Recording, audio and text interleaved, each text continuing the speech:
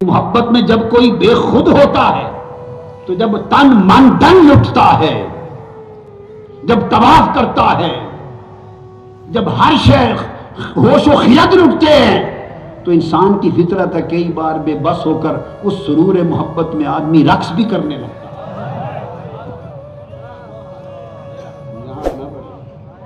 اس سرور محبت میں بندہ کبھی رقص بھی کرتا ہے، وجد میں آ جاتا ہے۔ تو میرے دل میں آیا کہ ہو نہیں سکتا، صحابہ بھی انسان تھے، عشق میں سب کچھ کرتے تھے، جی کہتا ہے کہ کبھی بے خود ہو کر ناچ بھی پڑے ہوں گے، بے خود ہو کر کبھی وجد اور رقص بھی کر بیٹھے ہوں گے۔ حبشہ کے رہنے والے تھے، صحابہ تھے، حبشی تھے، ہر سال عید کے دن آ جاتے۔ جو میں حدیث آج سناؤں گا وہ دیگر ائمہ حدیث کی روایت ہے جنہوں نے اس کی تفصیل دی، واقعہ وہی ہے۔ بخاری نے یلعبون لکھ دیا کہ حبشہ سے آتے تھے اور وہ مسجد نبوی میں حضور کے دروازے کے سامنے وہ حبشی لوگ ناچ کے کھیلتے تھے، یلعبون کھیلتے تھے۔ اس لیے لفظ کھیلنا آ گیا نا، جب لفظ آ گیا بولیے کھیلنا، تو محدثین، شارحین اور علماء کا پھر دھیان نہیں گیا ادھر، کیونکہ یلعبون کا لفظ آ گیا نا، کھیلتے تھے، سو دھیان نہیں گیا۔ Nobody could pay attention to their other aspect. They got lost in the world playing. اور ائمہ نے اس کی تفصیل لکھی۔ اس لیے میں نے کہا حدیث کا انکار کوئی نہیں کر سکتا، چونکہ حدیث متفق علیہ، بخاری مسلم نے باب قائم کیا ہے کہ مسجد میں کھیلنے کا باب قائم کیا ہے کسی کو اجازت کوئی مسجد میں کھیل سکے؟ بولیے، ہے کوئی کھیل سکتا؟ دو باتیں بتاتا ہوں، ہے کوئی مسجد میں کھیلنے کی اجازت ہے؟ نہیں، آج بتاتا ہوں نا، ہے شریعت میں کوئی مسجد میں کھیلے؟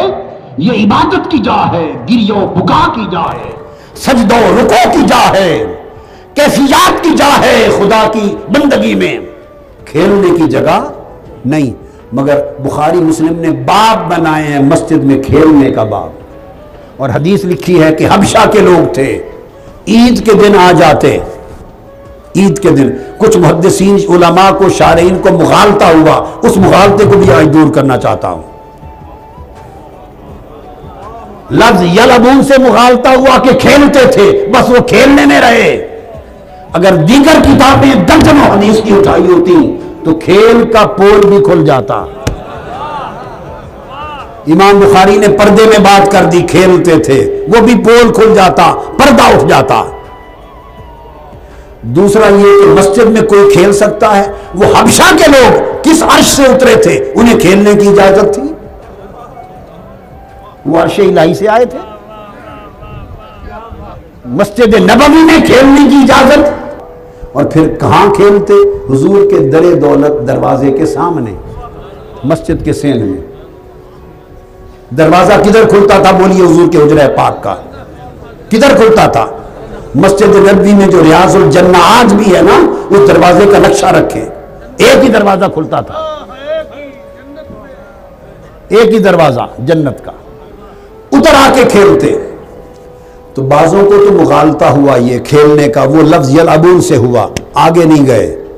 امام ترمذی نے یلعبون کی بجائے یزنفون کا لفظ روایت کیا ہے، امام ترمذی نے یزنفون، زفن، زفنا یزفنو، آگے بتاتا ہوں معنی۔ تو ایک مغالطہ تو یہ دور کروں گا۔ دوسرا یہ کہ کئیوں نے کہا کہ کئی علماء نے کہہ دیا کہ وہ حرب کے جنگی جانتے تھے، آلات اور جنگی فنون جانتے تھے، تو جنگی فنون کا تجربہ کرتے، مظاہرہ کرتے تھے۔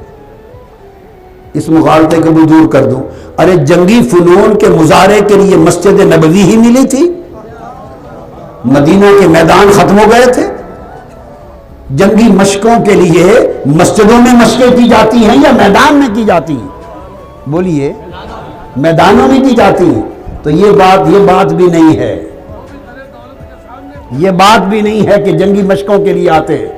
اور یہ بھی نہیں کہ کھیلتے تھے، یہ ملعب نہیں، میدان کھیل کا نہیں ہے، اور یہ بھی بات نہیں، اور وہ کہ آقا کے در اقدس کے سامنے جائے ادب ہے، ادب کا ہیست زیر آسماں از عرش نازک تر، نفس گم کردہ بھی آید جنید و بایزید ایجاد، جہاں سانس کوئی نہیں لے سکتا حضور کے دروازے کے سامنے کوئی کھیلے؟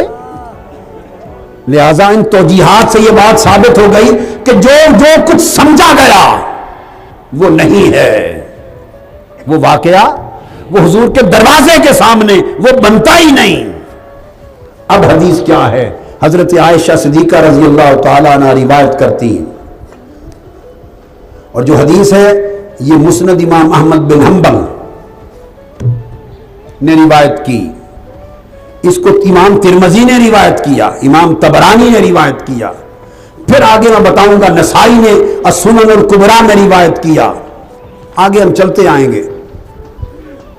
وہ بات کیا تھی؟ وہ آتے تھے حبشہ کے لوگ اور حضور کے دروازے کے سامنے اس لیے کہ حضور کے عشق اور محبت میں رقص کرتے تھے۔ حدیث کے لفظ سنیے، عن انس، اب یہ میرے ذوق کی بات نہیں، میں حدیث مصطفیٰ پڑھا رہا ہوں۔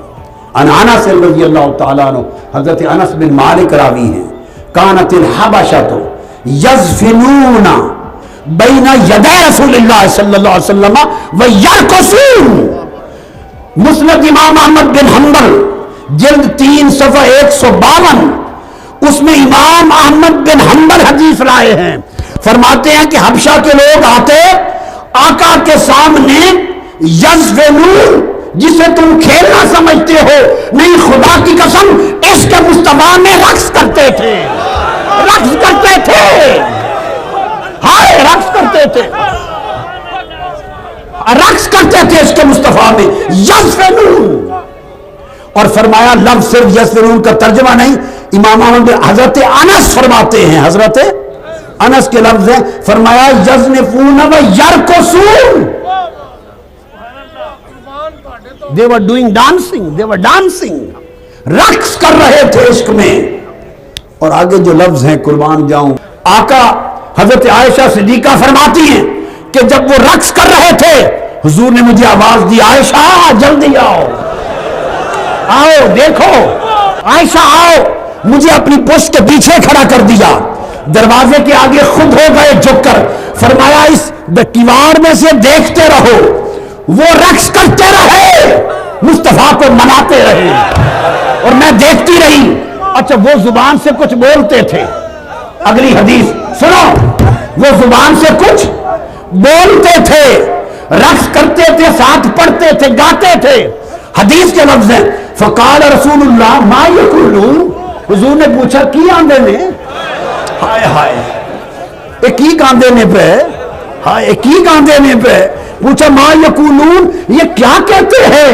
تو صحابہ نے سن کے کہا آقا رقص کرتے ہیں، وہ یقولون محمد عبد صالح، محمد عبد صالح۔ ذرا آج ورد کرو نا، آج ورد کرو محمد عبد صالح، یہ وہی ورد ہے، سنو وہی بہر ہے محمد شمع محفل بود، کہ جب محمد شمع محفل بود، محمد عبد صالح، محمد عبد صالح، محمد عبد صالح، بولو عبد صالح، محمد عبد صالح، محمد عبد صالح، محمد عبد صالح، محمد عبد صالح، محمد عبد صالح، محمد عبد صالح، عبد صالح،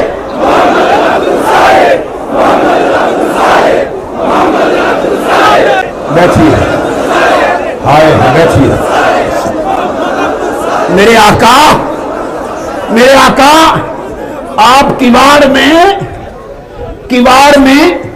حبشیوں کو دیکھتے تھے، جب رقص کر کے محمد عبد صالح پڑھتے تھے دیکھتے تھے، آج ادھر بھی تگلے میرے آقا، آج ادھر بھی تگلے، یہ بھی محمد عبد صالح، ادھر اوپر اوپر اوپر اوپر یہاں، آج ادھر بھی دیکھ لے میرے آقا، آقا کیوار سے ادھر بھی تگلے، ہائے ہائے ادھر بھی تگلے۔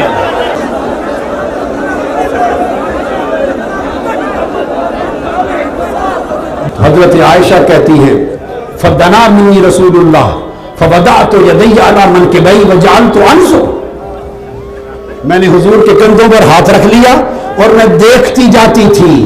وہم یلعبون، اب پہلے تھی حضرت انس بن مالک کی روایت، اب قول حضرت عائشہ صدیقہ کی روایت.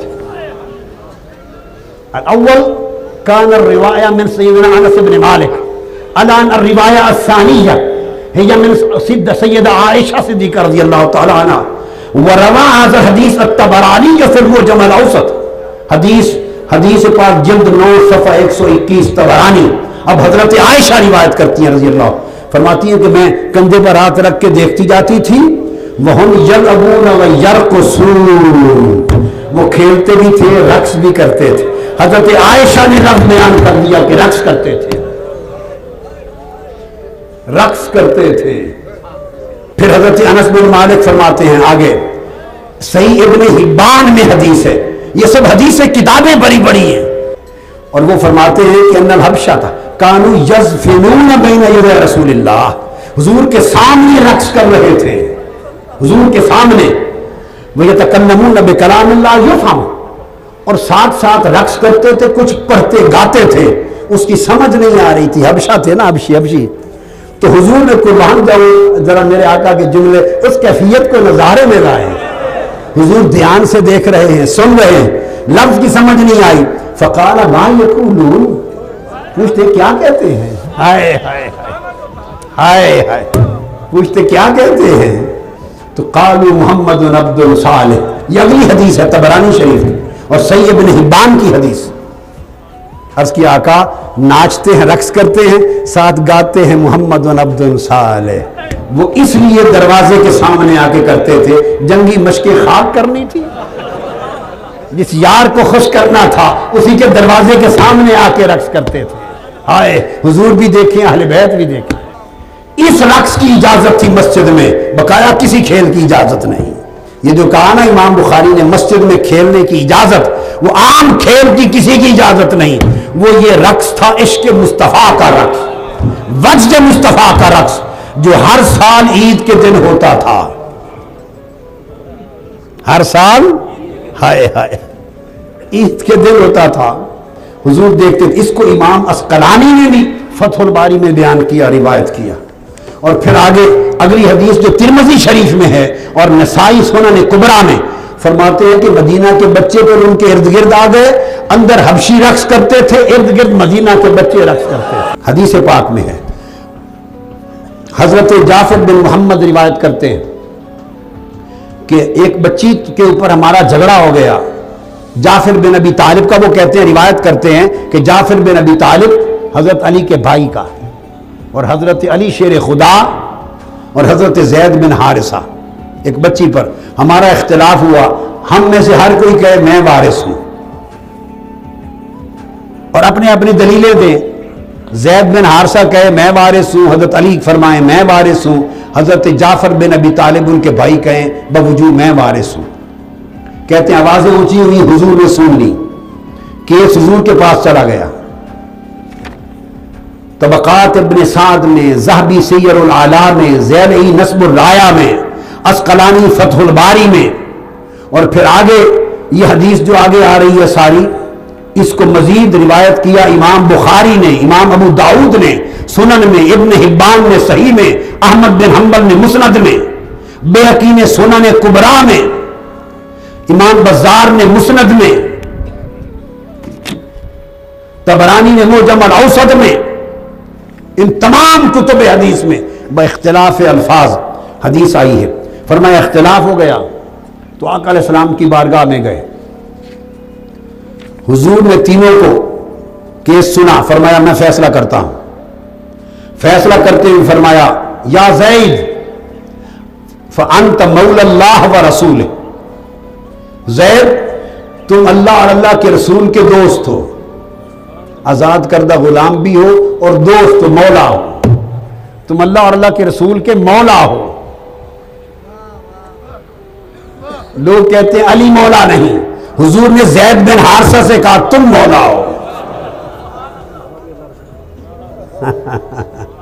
لوگ کہتے ہیں علی مولا نہیں.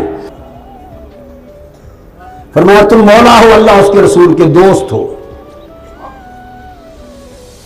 اور اس کے بعد فرمایا یا جعفر، اللہ نے تمہاری شکل اور تمہارا اخلاق میرے جیسا کر دیا ہے، میرے جیسا بنایا ہے. خلق و خلق میرے جیسا، میری شبیہ ہو. اور علی فرمایا انت منی وانا منک، تو مجھ سے ہے اور میں تجھ سے ہوں. جب آقا علیہ السلام نے تینوں کو یہ فرمایا تو حدیث پاک کے الفاظ ہیں اور فیصلہ پھر حضرت جعفر کے حق میں دے دیا کہ اس کے گھر اس کی خالہ تھی، اور فرمایا الخالۃ بمنزلۃ الام، خالہ ماں کی جگہ ہوتی ہے. بیٹی جعفر بن ابی طالب، جعفر بیٹی تو لے جا. اور حدیث پاک کے لفظ حضرت علی نے بھی روایت کیا، فرمایا جب کہا حضرت زید کو زید انت اخونا و مولانا، اگلی روایت حدیث کی بیہقی میں، تو ہمارا بھائی اور ہمارا مولا ہے. جب حضرت زید نے آقا کی زبان سے یہ لفظ سنا فقام فحجلا، بیہقی سنن کبریٰ، وہ کھڑے ہو گئے اور حضور کے ارد گرد گھوم کے رقص کرنے لگ گئے. حضرت زید بن حارثہ حضور کے ارد گرد گھوم کر رقص کرنے لگے. پھر ما قال جعفر انت اشبہ منی خلقا و خلقا، جعفر بن ابی طالب تو سب سے بڑھ کر شکل و اخلاق میں میری شبیہ ہے. جب اس نے سنا فقام فحجر وراء حجر ظاہر، وہ بھی کھڑا ہو گیا. حضرت زید رقص کر رہے تھے حضور کے گرد، اس نے ان سے بڑا دائرہ بنا ان کے ارد گرد لوٹی ڈالنی شروع کر دی. ہائے ہائے ہائے، ان کے ارد گرد بڑے دائرے میں رقص شروع کر دیا. پھر اس کے بعد حضرت علی فرماتے ہیں مجھے فرمایا انت منی وانا منکا، علی تو مجھ سے ہے میں تجھ سے ہوں. فرماتے میں اٹھا، میں حضرت جعفر کے تیسرے دائرے میں رقص شروع کر دیا. حضرت علی نے رقص کیا. ہائے ہائے.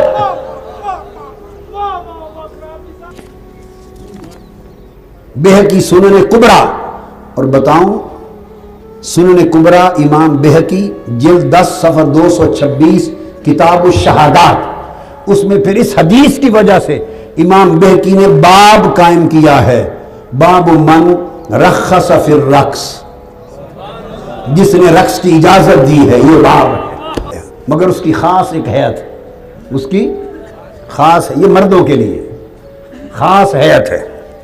امام بیہقی کا قربان جائیں محدثوں کے عقیدے پر ترخیص فی الرقص کے پر باب قائم کیا ہے.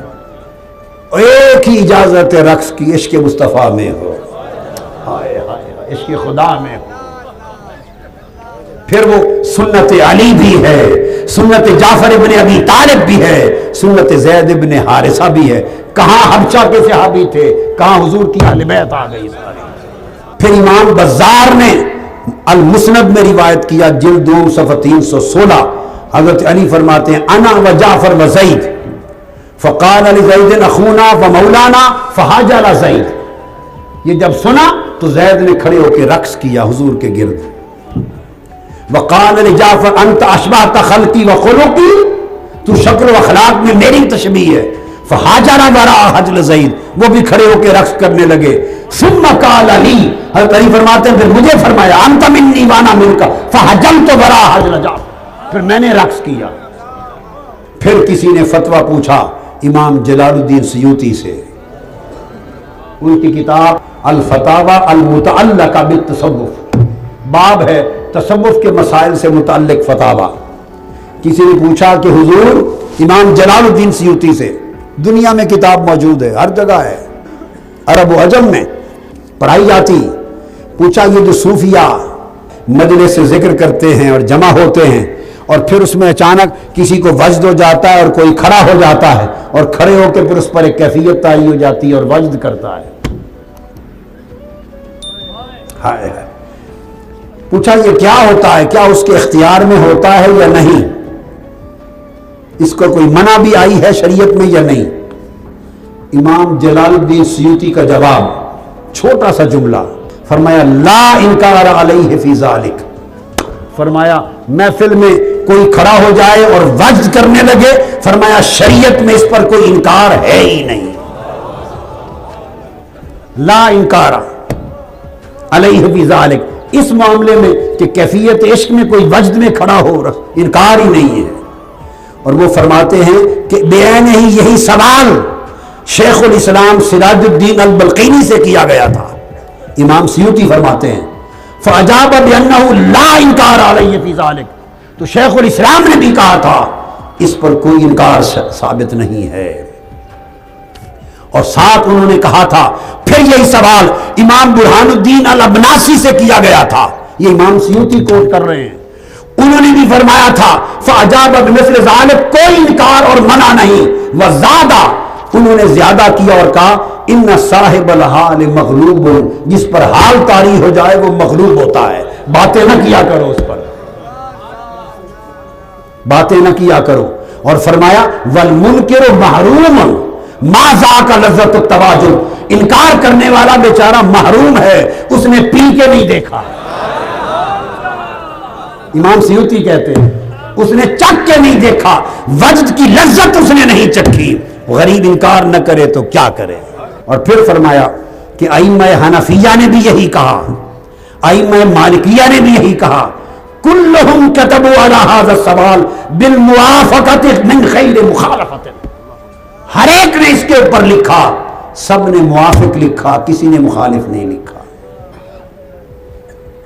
اور یہ کہہ کر پھر امام سیوطی کہتے ہیں تم انکار کیسے کرتے ہو جب قرآن میں خود خدا کہہ رہا ہے الذین یذکرون اللہ قیاما وقعودا وعلی جنوبہم، کہ خدا کے ذکر میں کھڑے ہو جاتے ہیں، خدا کا ذکر کرتے ہیں کھڑے ہوئے۔ کیف الحضر فی عالم العرب، نام طریقہ حاضر الحضر، ہاں فہمو کیف الحضر فی پورے عالم عرب میں۔